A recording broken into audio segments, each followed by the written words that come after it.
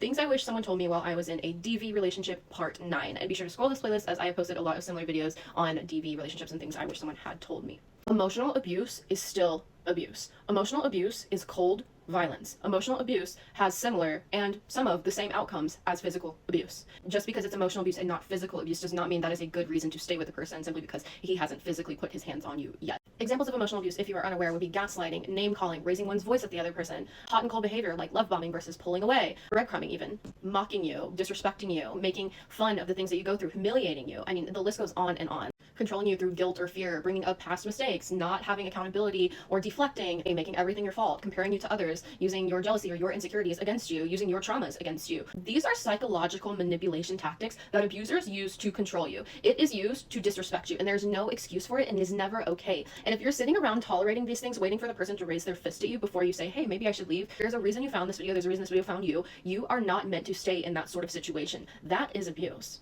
That is violence. That is cold violence. Emotional abuse can make you feel like you're walking on eggshells. It can make you start second guessing the things that you say or feel, disconnecting you with yourself as a human being, further pulling you off of the path that you're meant to be on, that you're meant to grow into and develop into. It further pulls you away from your self-conscious, from your gut feeling. You separate from yourself so much. And that is what a trauma bond is someone puts you through trauma and you develop a bond with them through that trauma, and you think that it's closeness, you think that that intensity is love. That is a traumatic event this person has put you through, but because your feelings are so heightened, you define it as love. You are confused. You confuse the oxytocin that is released and the dopamine that is released during these traumatic events, these traumatic things that your abuser is putting you through. You confuse that with love, and that is not love. That is a trauma bond, and that is something you need to break free from. And again, if you watch through these videos, you will know that I said getting out of that situation is not going to ruin your life. It is going to save your life. And in my experience, I have been with 2 different people in my life who just started out emotionally abusive. Thankfully, I got out of one of those relationships before it turned physical, but he started showing signs that it was about to be physical. And my second relationship in which that happened, it escalated to physical abuse.